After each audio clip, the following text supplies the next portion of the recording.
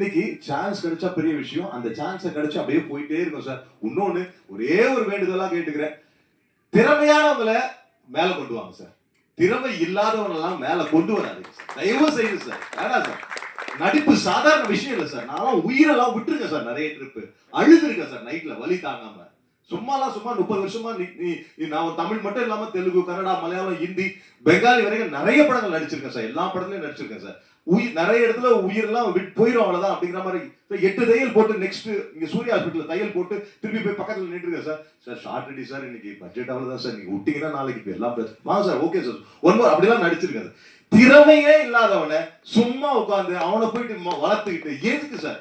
திறமையானவங்க நிறைய பேர் இருக்காங்க சினிமால, சும்மா உட்காந்துட்டு இருக்காங்க சார். எப்படி அப்ரோச் பண்ணணும்னு தெரியாம உட்காந்துட்டு இருக்காங்க சார். நிறைய ஆர்டிஸ்ட் எப்படி போய் பேசுறது, நம்ம இவ்வளவு பெரிய படங்கள்லாம் பண்ணிட்டோம், இப்ப போய் நம்ம போய் சான்ஸ் கேட்கறதா அப்படிங்கிறதா நின்றுட்டு இருக்காங்க. தயவு செய்து சொல்றேன், இந்த மீடியா டைரக்டர்ஸ், பாக்குற டைரக்டர்ஸ், திறமை குரூப்பிசம் வேண்டாம் சார்.